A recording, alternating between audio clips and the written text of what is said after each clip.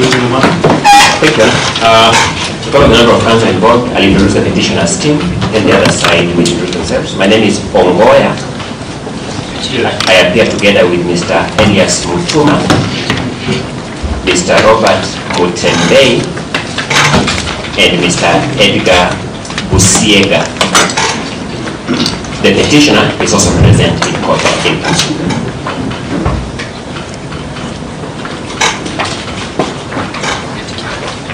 Thank you. My Lord, for the respondent and interested parties, Mr. Eugene Mukele appears for the respondents. Yes. My Lord, my name is Chirengi. I appear with the Ms. Betty Mbe for the third interested party. Yes. My Lord, Mr. Benson Kenywan appears for the fourth interested party. Yes. Mr. Boniface Mawera appears for the fifth interested party. Yes. Together with Alex Mbaya. Together with? Alex Mbaya. Yes. And my Lord, Eric Muriuki for the sixth interested party.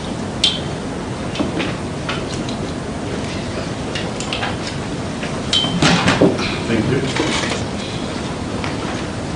Councilor, Good morning, my Lord. good morning. My name is Eugene Lawi. Yes. I do appear together with Wahungata for the first interested party. First interested party. That would leave the second interested party. Anyone? Councilor, Well, we are ready to proceed. Allocate as time for that. I was suggesting that subject the court's concurrent, that you give the petitioner 2 hours to enable us to make that case conclusively. yes. In addition to that, one of the needs for the submissions and the videos cumulatively will be more than satisfied.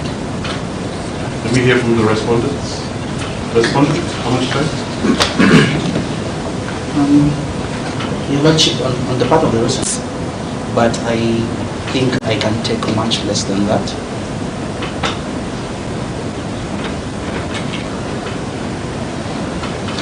Interested parties, first ID? My Lord, on our part,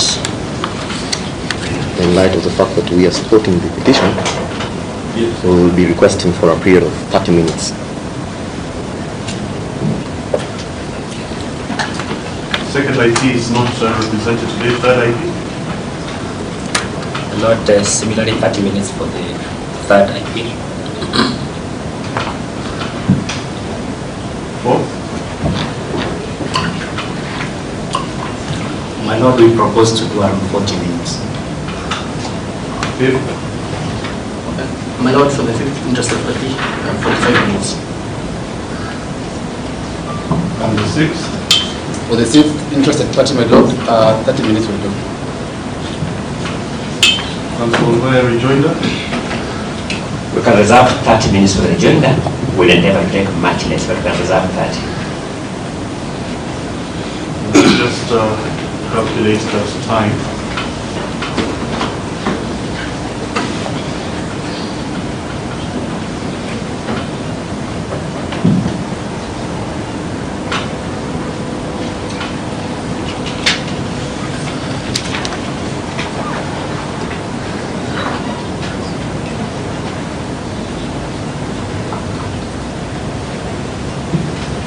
That is 8 hours and 10 minutes. Surely that is too long. 8 hours and 10 minutes is too long. The purpose of highlighting is to pick a few powerful points and to impress upon the court why those points are determinative of the petition, either in favor or in opposition. Could we take much less? Councilor Lawyer, 40 minutes, is it really necessary for the videos? 40?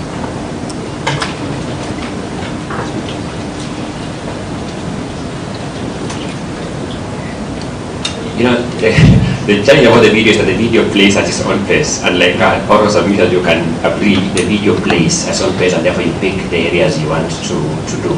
What I want to suggest, might also that we make progress is this. Yes. As for the substantive parties, the petitioner and the respondent, they have no choice but to highlight all their issues. They have no choice. Yes.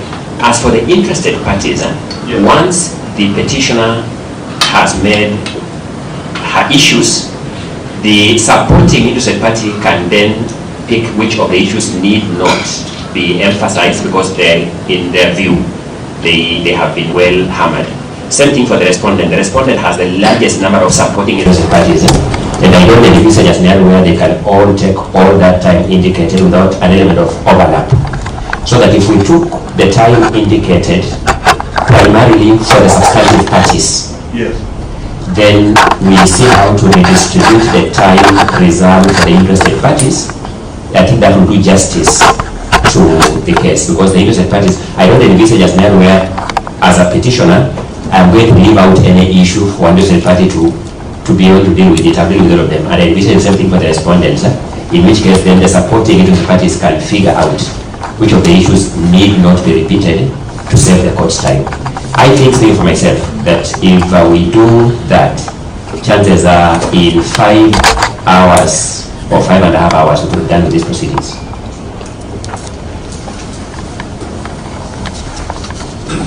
Could we do it, those in support have 2 hours, 11:15 to 1:15.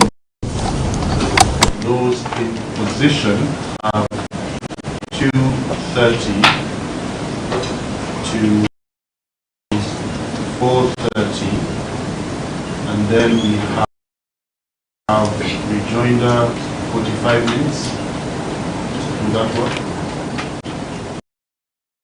That should be able to work. We can endeavor to fit in that scheme of things. Give and take. We can endeavor to fit in that scheme of things. Respondent side, please. Does that work?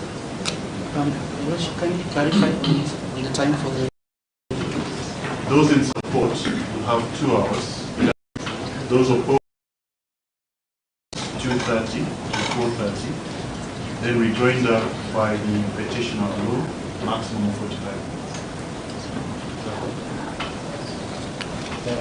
My Lord, we find ourselves in a bit of a tight spot. Yes. Because the interested parties on this side, Yes. they have much more stake than the other interested parties. That is the 4th, 5th, and 6th interested parties, because that is the Speaker of the County Assembly, there is the County Assembly, and that is the mover of motion.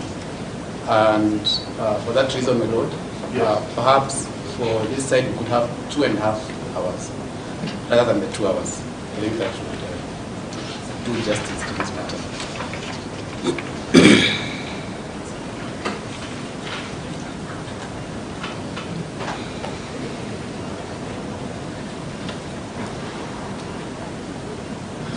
There's another way to do this, which would be for us to also then take the Monday, so that I don't reserve this for judgment today, I reserve it for judgment on Monday, and I maintain the previously fixed judgment date. That's all right? Sir, I don't understand the instruction. My apologies.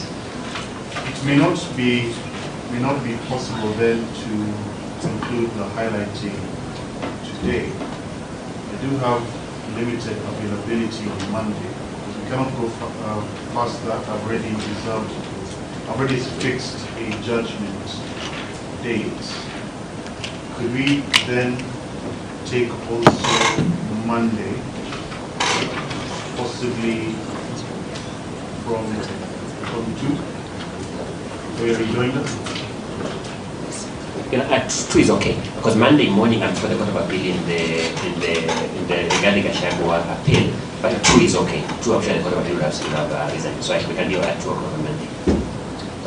Your Lordship, yes. Just before you open up on that issue, the difference between what the court proposed and what we have proposed is only 30 minutes, not more than that. Yes, I'm trying to accommodate you, counsel, and that's why I will sit on Monday afternoon for their rejoinder. I was proposing to give them 45 minutes rejoinder, which would have fit in today.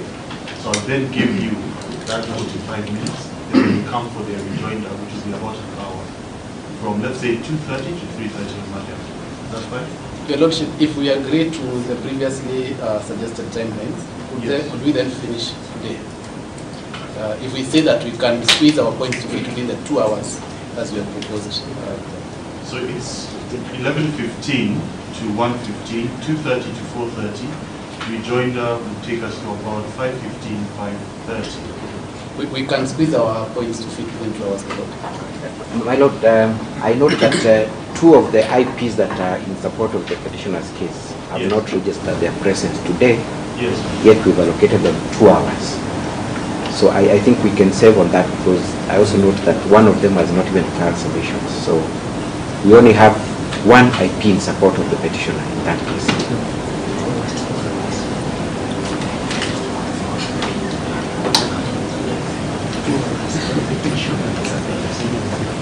Two hours should be sufficient. It's not a full hearing, it is highlighted. If you have 6 points and you take 20 minutes per point, then you should be done in that 2 hours. That would mean that I would give the petition about 1 hour 45 minutes in the IP. Present here to assert the majesty of our transformative Constitution of Kenya 2010. And from an academic point of view, there are certain necessary tensions and relations between democracy as an ideal on the one hand and constitutionalism on the other hand. Democracy in its purest form is concerned with numbers, that the majority will have their way. Constitutionalism, on the other hand, is concerned with the purity of use of those numbers, that there must be no arbitrariness in the use of those numbers. So we are here to apply the principle of constitutionalism for the sake of a more stable democracy. To do that, the petitioner has filed the following documents. I consider it necessary to bring to your attention all of them so that the record captures them. Yes. We have the petition dated 21st August 2024. Yes. It has a supporting affidavit sworn on 21st August 2024 by the petitioner. Yes. Then we have a certificate of electronic evidence dated 21st August 2024. Yes. We then have a supplementary, sorry, just for a good record, of the 3 documents I've mentioned were given physically to this court at our previous appearance. Yes, yes, we have. Yeah, thank you. Then we have the supplementary affidavit of the petitioner sworn on 4th September 2024. Maybe your assistant will now pick these volumes here now. They are all available down here in volumes. It is clearly marked volume 1.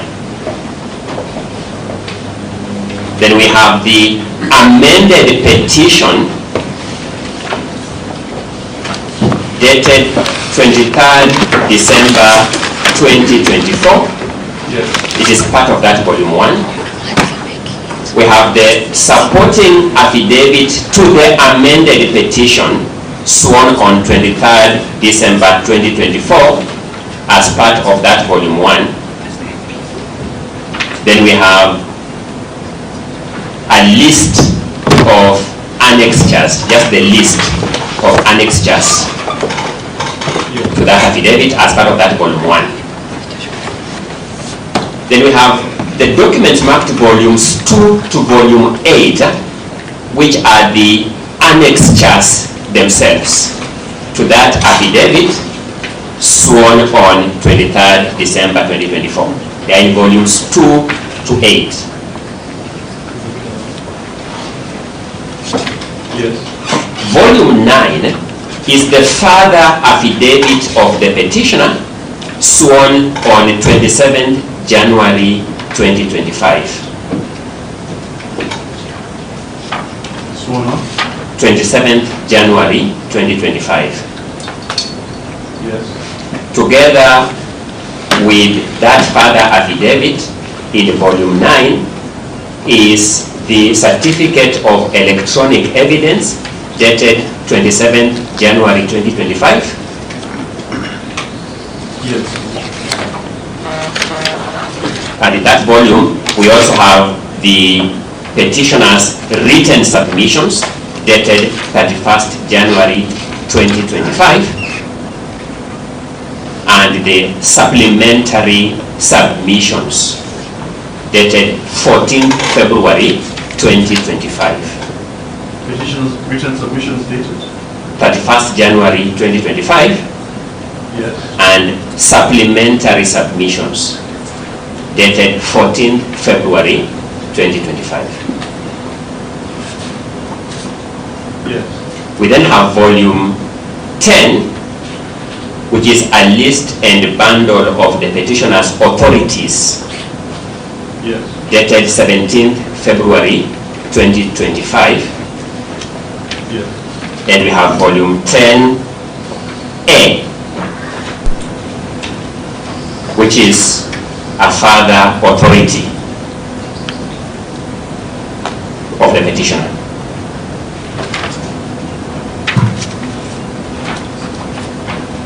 Yes.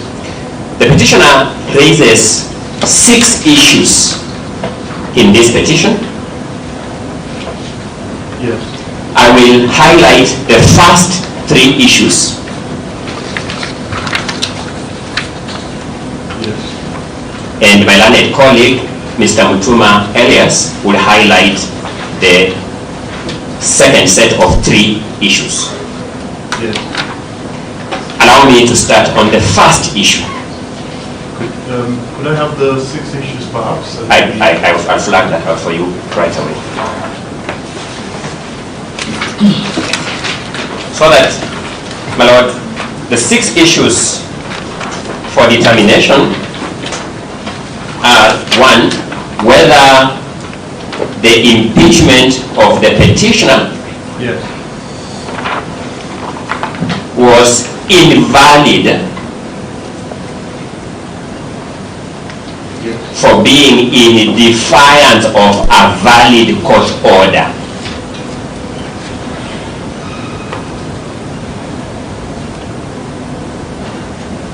Yes. The second issue is whether the impeachment of the petitioner was invalid Yes. for being predicated on matters sub judice. Those who are pure Latin speakers will call it sub judice. Yes.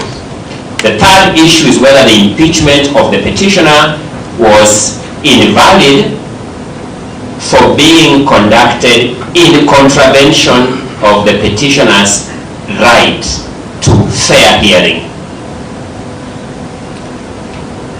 Yes. The fourth issue is whether the provisions of section 33, subsection 8 of the County Governments Act Yes. contravene Article 50, Clause 2, Paragraph O of the Constitution of Kenya, and hence is unconstitutional. Contravene Article 50, Clause 2, Paragraph O. hence are unconstitutional. Unconstitutional, yes. Yes. The fifth issue is whether the threshold for the impeachment of the petitioner was in fact met.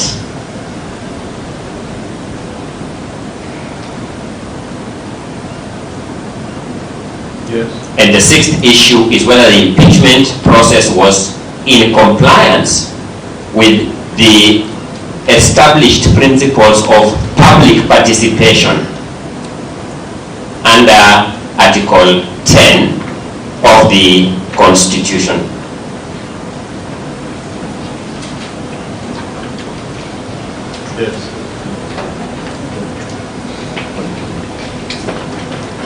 Allow me to start with the issue of whether the impeachment of the petitioner was in contempt or defiance of an order of court.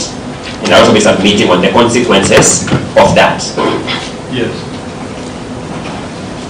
Well, my late Professor Okoto Gendo used to tell me that there can be no issue of law without an issue of fact. Let me begin by raising the factual issues. When you look at volume 1B Yes. of the petitioner's document, Yes. you will find Annex BKM2 to the supplementary affidavit Yes. sworn on 4th September 2024 by the petitioner. Yes. At page 369 of that affidavit is a letter dated 9th August 2024 Yes. from Mutuma Gishuru and Associates Advocates Yes. to the Speaker of the Senate and to the Clerk of the Senate. Yes. On the face of that letter, you will see receiving stamps by both offices confirming receipt of that letter. Yes. That letter conveyed to the two offices a ruling by Lord Justice Kassan Yes. delivered at Meru High Court on 24th July 2024. Yes. At page 4 of that ruling, which is available at page 374 of the volume, Yes. the court ruled, and I quote, "The upshot of the above is that the impeachment process is halted pending my ruling." Yes. The upshot of the above is that the impeachment process is halted pending my ruling, and since this is a matter of public interest, the rulings will be delivered on Monday, the 29th of July, 2024. Yes. At page 376 Yes. of that volume is an order of the court dated 29th July 2024 Yes. deferring the ruling to the 20th of August 2024. Deferring the ruling to? 20th August 2024.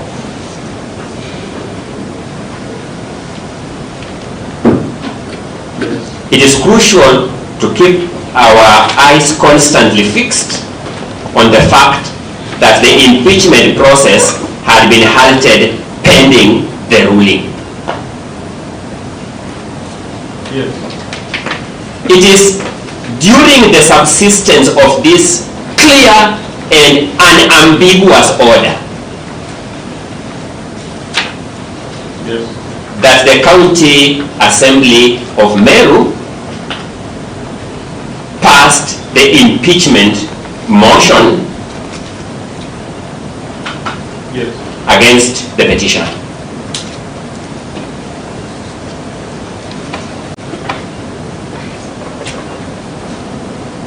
Yes.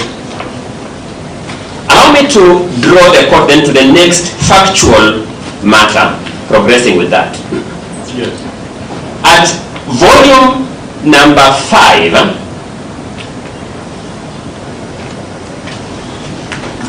Yes. of the petitioner's documents, Yes. the court will find annexure KM8 Yes.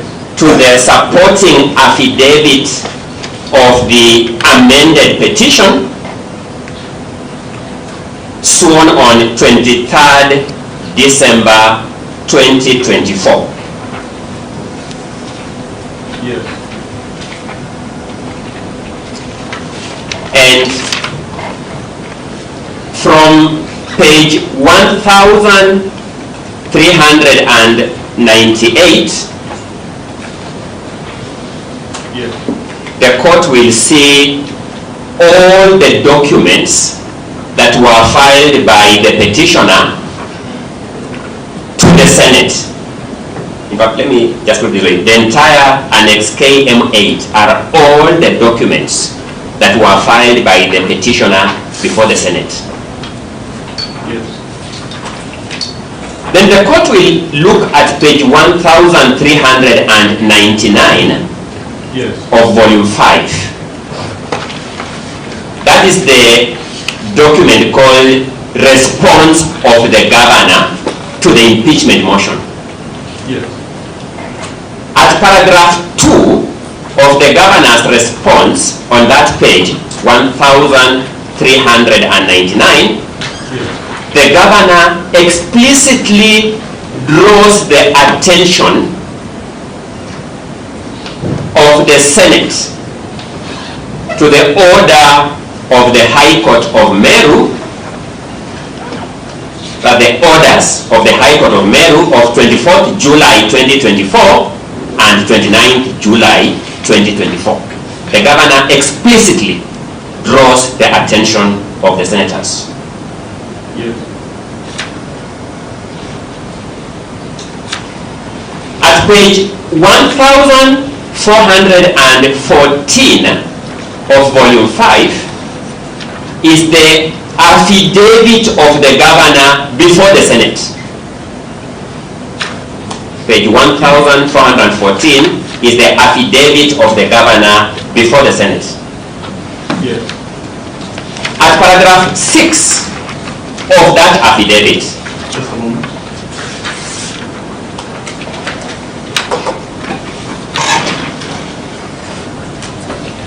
That's paragraph 6. of that affidavit, which was sworn on 16th August 2024, Yes. the governor draws the attention of the Senate to the orders of the High Court at Meru of 24th July 2024 and 29th July 2024, Yes. and annexes those orders as exhibits. Yes.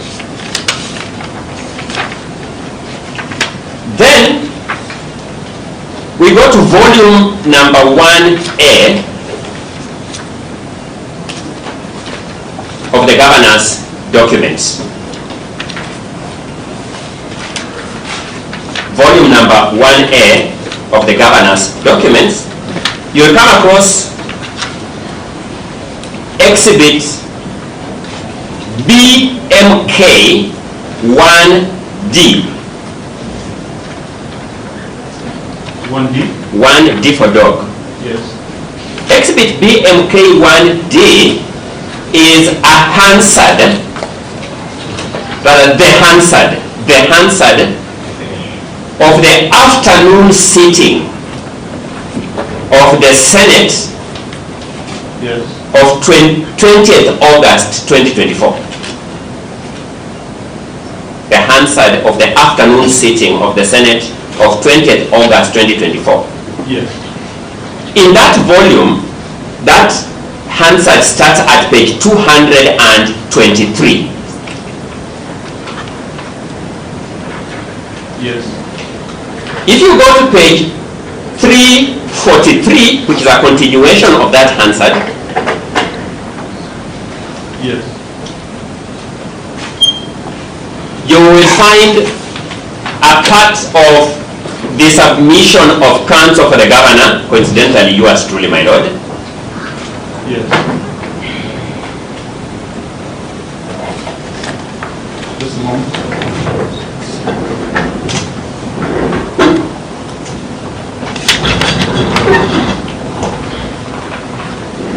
Yes.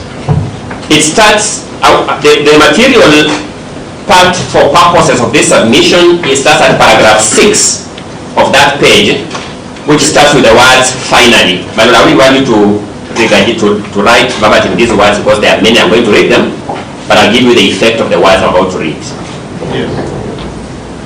For the governor, it was submitted, and I quote, that finally, Madam Temporary Speaker, sir, the impeachment process itself, in its entirety, I wish to refer you to volume 2 of the governor's document at page 28 to 32.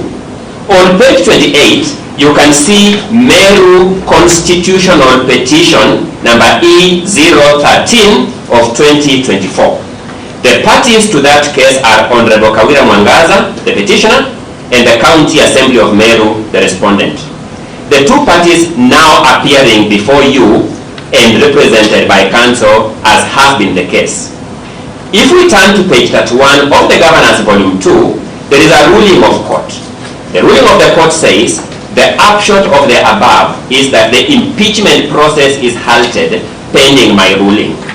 Since this matter is of public interest, the ruling of the interested parties and the main petition will be delivered on 29 July 2024 via email. It is in the public domain that ruling was not delivered on that day and is still pending delivery, and this order remains in force. As a matter of principle, I invite senators to reflect on this question because the governor has been brought here by the county assembly claiming that it wants to strike a blow for the rule of law. And yet, we are here debating this matter in the face of an order of court reading, and I quote, the upshot of the above is that the impeachment process is halted. As a matter of principle, distinguished senators, what position do you want to take on this matter? You are the judges. You will make the decision one way or the other. I have done my part as a legal representative to my clients.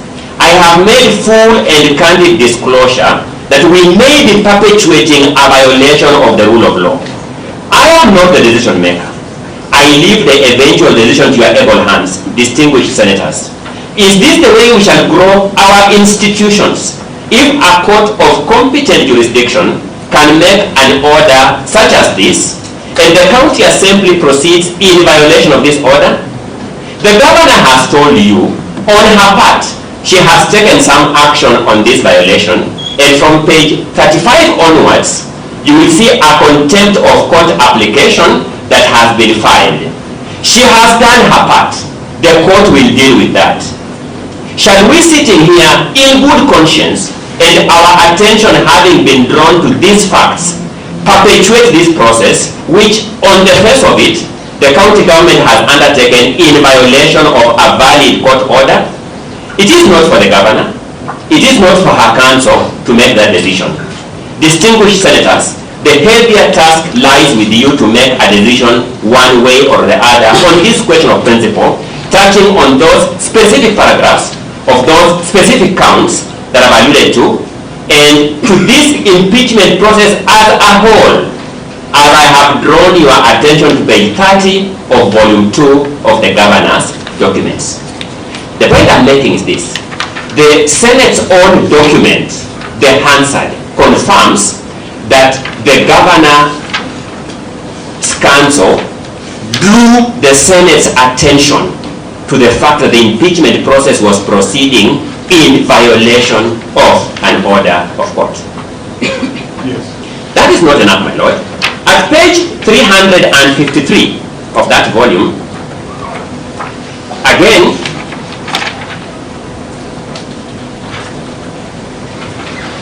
Yes. the last paragraph, you will see the contribution by Senator Dr. Haluani. The very last paragraph or entry on that page 353. It says, "Thank you, Mr. Speaker, sir. I am reflecting on the history of Parliament. If Martin Shikuku, Jean-Marie Saroney, Chelagat Mutahi, and J.M. Kariuki were alive, would they have wanted that the chair settles the important issue of the matters in this case that are currently active in court because they are sub judice? I will revisit the question of judice later, but one of the questions that were active before court was this petition at Meru, in respect of which a valid order of court had been issued. But it is in the face of this order in Meru, it is in the face of these filings by the governor, it is in the face of these submissions of counsel for the governor, drawing the Senate's attention to the fact that it was progressing with a process in violation of the court order, that the challenged impeachment motion before you, or the challenged impeachment resolution before you, was reached. Councillor Mwangaza, just for clarity. Yes. Please go back to that page 354. Yes. The respondent states rules that contribution is out of order. Correct. That's part of the violation of the process, because the respondent is trying to block his attention from being drawn to relevant matters. Think about it, my lord. Think about it. Yes. How can it be out of order for a decision maker like you sitting here to be drawn to the fact that you are breaching the law? If any counsel here were to stand in the midst of these submissions of mine and say, my lord, we are progressing in violation of the law, wouldn't you, in good conscience, sit down? Let us first of all assess the substance of that submission, because that is important. Rule of law is crucial. So that ruling that was out of order is a perpetuation of the determination of the respondent to proceed in violation of the existing order of court. Proceed. Thank you. So, my lord, we then take you to volume 10 of the petitioner's documents, and I would invite you to read in its entirety the decision running from page 109 of volume 10 Yes. to page 118. But I would request that in reading that volume you pay special attention to paragraphs 33 to paragraph 40 of that ruling. I wouldn't want the court again to regurgitate it, but I will read it for its full tenor from my end. Yes. This now is the ruling of the High Court at Meru on the contempt of court application that the petitioner before you filed. What did it state? The ruling is, we used to call it hot from the printing press. It's dated 13th of February 2025, barely 8 days ago. I will stop your time because we need to discuss that ruling. Yes, ma'am. To the limited extent. And Yes. I will give the respondent and any of the interested parties an ability to chip in. Yes. There's only one High Court in Kenya. We have stations, Meru and Mwangaza. Yes. When you cite that, Yes. it's a finding of this court. Correct. So we cannot proceed as though I am reviewing it, Correct. having a merit discussion of it. Correct. That is your position. That's my position. Anyone for the respondents or interested parties who takes a contrary view? That for better or for worse, so let me explain. For better or for worse, that ruling delivered by the High Court sitting at Meru, dated 13th February 2025, is the same as a ruling of this court. I cannot revisit it. I must accept it as is. That's the petitioner's position, is like that. Yes. Anyone with a contrary view? My lord, very humbly, for the third respondent, that interested party, sorry, I have only a challenge with your sentence that you must accept it. I think that should be qualified, my lord, because that is a high court like yourself, and our humble view is that that decision is not binding on you. My lord, it's only persuasive, and that is what we'll also be submitting, my lord, that that decision is not binding on you. My lord, perhaps also to bring into context, I am aware that there is an appeal against that ruling. The Court of Appeal has certified that matter as urgent for hearing, and I believe the appellate court will be dealing with those issues more substantively. Yes, so, my lord, to that extent, sorry, my lord. Has it been stayed? Not yet, my lord, but directions have been issued, certified the application as urgent. So, my lord, to the extent that it is persuasive, we have no problem. You cannot accept it wholesome without yourself digging into the whatever I can say, the merits or demerits of that. So you have stated, Councillor Kirimi, that you will also address this in your submission. Yes, ma'am. So I'm not making a determination. If I may, my lord. Yes. For the fifth interested party. Yes. The name is Marero. Yes. My lord, on the part of the assembly, because that ruling in Meru was between the petitioner and the county assembly, which was the respondent in that matter. Yes. Our position is as follows, my lord. Foremost, that ruling is not binding upon you. But even more fundamentally, my lord, yes, the petitioner has brought the question or the issue of whether there was a conservatory order stopping or halting the impeachment motion before you for determination. yes. So to the extent that, my lord, that issue is before you for determination, and parties have extensively submitted on that issue. Parties have pleaded. Yes. We have replied. The county assembly has replied a very detailed reply affidavit Yes. on the issue of whether there was a conservatory order. Yes. It remains a matter before you, and it is perfectly open for you, my lord, because the petitioner brought it to court. They did not disclose that that issue was before the High Court in Meru. Yes. It is perfectly open for you, my lord, to interrogate the pleadings that have been filed by parties, the submissions by the parties, and for you, my lord, to arrive at your own independent decision as to the question of whether there was a conservatory order. It is a live matter that is before you, my lord, and we will urge you to exercise the discretion on that question, my lord. When your time is reached, you will submit on that with more work. Thank you, my lord.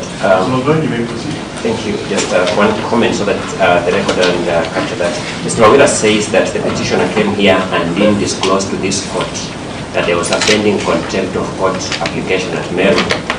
The farthest an advocate can go from the truth is that submission. The farthest. Because the petitioner, in fact, attached the full contempt of court application in Meru as an annexure to the filings here. How clear can a disclosure get, my lord? I have been at the bar for the last 20 years. I can't imagine a clearer disclosure than actually photocopying the full contempt of court application and putting it before you as one of the annexures. And more importantly for me... No, that's not how I do things. Let Council finish his points. I'm guided.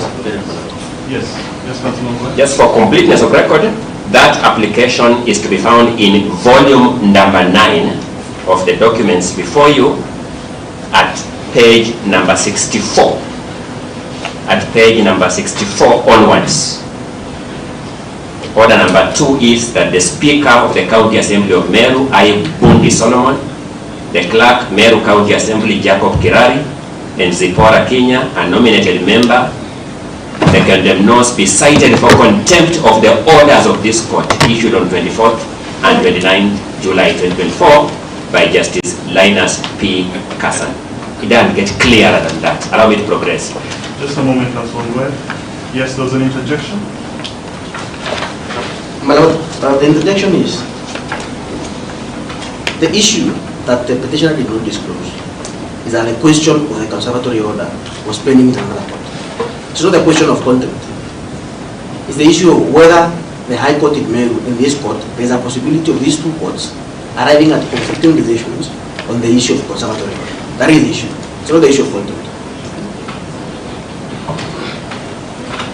Well, let me progress so that there's order. But just a moment.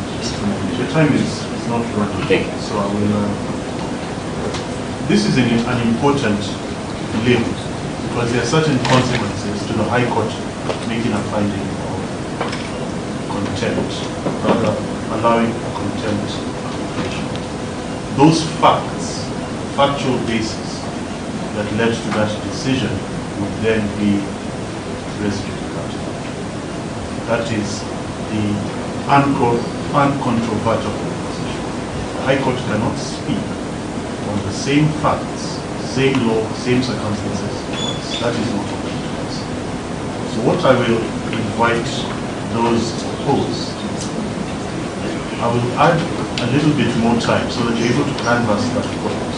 Because I do not want, when I retire, for myself to call you back once you have that discussion. So we will have it extensive as to what is the application and import of that recently delivered ruling. You will appreciate, counsel, that it was delivered just about a week ago, so I could not call you or ask you to comment on it or to file supplementary submissions on it. So we'll have to do that. Councillor Mwangaza, your time is back on. Thank you, Madam. Before I progress, I noticed that when we took the quorum, the council for the second interested party was not present. Yes. I can see my learned colleague Eunice Lumala is present. It's only good practice that I put her on the record formally. Thank you, Council. Good afternoon, Council. How are you? I'm fine, thank you. Good afternoon, good morning. Yeah, and apologies for coming in late. I was before an arbitral tribunal. Thank you. Yes, Councillor Mwangaza. Thank you, my lord. I had already agreed to court that paragraph 33 to paragraph 40 of that ruling, which is at pages 115 to 118 of volume number 10, are crucial, but I'll read them without asking the court to record that verbatim because the record is before the court. And this is what your brother, Justice Mureithi, observes. The court orders, as issued on 24th July 2024, were clear, halting in any way the impeachment process against the petitioner pending the court's delivery of its substantive ruling. However, the respondents on 30th July 2024 proceeded to withdraw the previous impeachment motion and pave way for the introduction of a fresh impeachment motion. However, the orders as issued on 24th July 2024 were still in existence and had not been vacated by the court on application by either party to the suit. The respondent acted in contempt of court by seeking to reintroduce a new motion of impeachment against the applicant. It is the old lesson in Hodgson's case, Hodgson versus Hodgson, volume 2, 1952, All England Law Reports at page 567, where Justices Somerville, Denning, and Roma taught yet again to obey all extant orders of court. Held by Somerville and Roma Lord Justices that it was the unqualified obligation of every person against or in respect of whom an order had been made by a court of competent jurisdiction to obey it unless and until the order was discharged.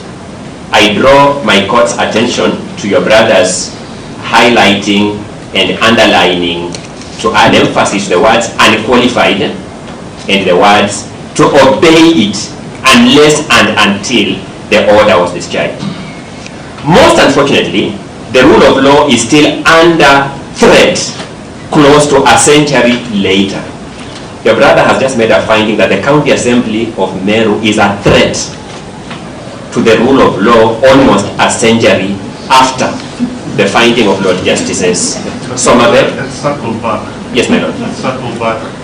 I think it is the preceding paragraph. Yes. A large part of the defense by the respondent and also by the County Assembly is that the initial order applied to an initial motion, Yes. which was then withdrawn. Yes. And a new motion was filed, and that led us to today. Yes. That finding dated 13 February 2025 Yes. appears to state, Yes. not appears, plainly states, Yes. that the act Yes. of withdrawal Yes. and refiling was itself an act. Correct. Correct. Just a moment. Yes. Just a moment. Yes.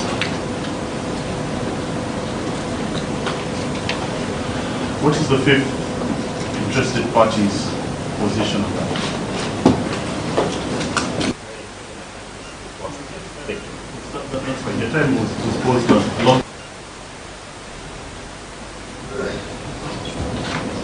Lord, allow me to, first of all, on behalf of the sixth interested party, the move of the two motions, Yes. to give a bit of context to that one. My Lord, first of all, introduction and withdrawal of motions in the Assembly is guided by the standing orders. Just a moment. Just a moment. What I cannot do is I cannot sit in review of that. That's the decision. It is a decision of the High Court and the High Court judge. All I need us to agree upon is what is the import of it for the High Court. Can I look at a finding of contempt, because it is a finding of contempt, with respect to the second motion and this one? Just that. What is it? My Lord, our view is that the ruling that my senior has talked about is with regard to the impeachment motion, the initial motion that was dated 15th and that was tabled on 17th July. That is not what the ruling, that is what the ruling says. Oh, the ruling says the mere fact of withdrawing the initial motion and filing a fresh motion was itself an act. It's plainly said. You will not get another opportunity. What is the question, my Lord? What is the import? Does that bind you that second motion was in contempt of court? My Lord, for the fifth interested party, Yes. in response to your question, my Lord, the ruling of 13th, that when there's a finding that the act of withdrawal was in contempt of court,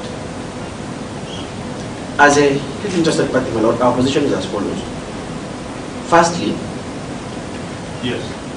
we will not be asking you, my Lord, to review that decision by the High Court in Meru. Yes. We are not asking you to sit on appeal of that ruling, my Lord. We are only saying that that ruling, my Lord, is not binding upon you, because this matter is before you for determination.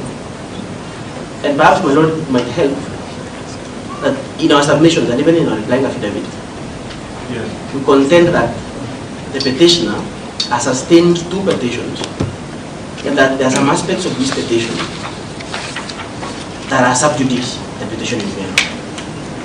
Such that, my Lord, if a finding is made in Meru, the petitioner, by sustaining similar issues in these two petitions, is applying that decision here. And my Lord, she cannot benefit from that mischief. And that is why, my Lord, we are saying she has come to court with unclean hands. That the High Court in Meru is seized of some matters which are equally seized with, my Lord.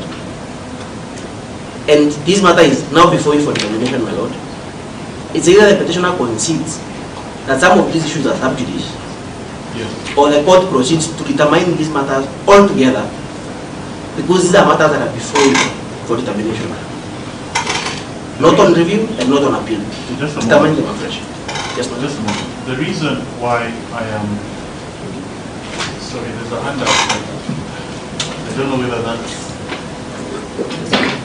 Your Lord, Zipporah, Kenya, the mover of the motion, and if I'm allowed, I can explain why I moved a second motion, and I can explain why I feel there were no court orders, if I'm allowed.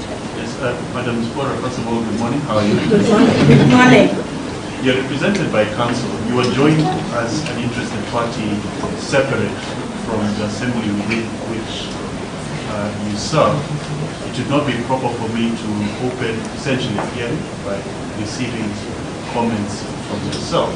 However, what you can do, you can whisper into your counsel here. Yes, yes. Stand up. Yes, yes, yes. Council, I stopped your time for 10 minutes, so I'll just add. My Lord, Yes. I was not done.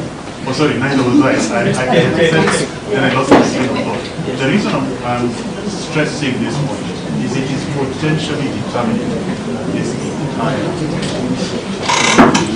If indeed it has already been found that the second motion was in contempt, and the High Court, sitting as this judge, cannot re-examine that, it would then potentially be determined in favor of one direction. Indeed, my Lord, I was not done addressing you. Yes. Perhaps my colleague, I'm appearing with Mr. Baya, can address you further for the fifth interested party. Yes, Mr. Baya? Yes, good morning, my Lord. My Lord, for the record, my name is Baya. Yes, good morning. Yes, this is a very critical issue before the court, my Lord. Yes. And I will try to make it as simple as possible for the court to be able to make a good finding on this issue. Yes. We are having a situation here, my Lord, where we have two petitions filed before the High Court in different stations. One in Meru and one before the Lordship. Yes. My Lord, the petition in Meru faces quite a number of issues which are before your Lordship this morning. Yes. My Lord, the petitioner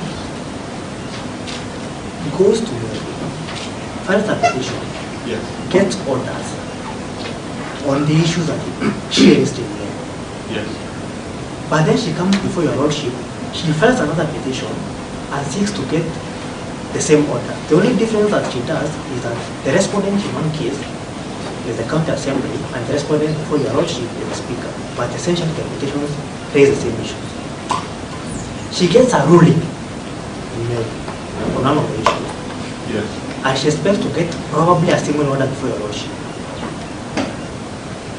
She comes to the ruling before your Lordship and she tells you that these matters that are raised before your Lordship should not be considered by your Lordship because the petition that you had filed early in Meru has already determined that issue. So you are now bound and you cannot proceed. That is what the petitioners are telling you. Yeah. It is a clear abuse of court process, my Lord, because those issues which are before your Lordship are some of the issues that the respondent and the interested parties have extensively submitted on. So the question before your Lordship this morning is very simple. You have a petition before you which raises these very issues that you are bound to determine. But now the petition is telling you, no, don't determine them even though you raised them before your Lordship for the simple reason that now you have a favorable ruling before from the High Court as well. And this is our contestation, my Lord. Yes. The proper thing for you to do, the proper approach before this honorable court, Yes. is to reconsider the petitioner's petition before the court on that issue and the responses filed by the respondent and the interested parties, and reach your own conclusion based on the petition that has been filed before your Lordship. It is only that way, my Lord, that justice in this case can be served. Alternatively, my Lord, Yes. is for your Lordship to reach a finding that the petitioner has acted with an unclean hand by sustaining two concurrent petitions before the same court in different stations with the hope that in one of those court stations she will get a favorable outcome.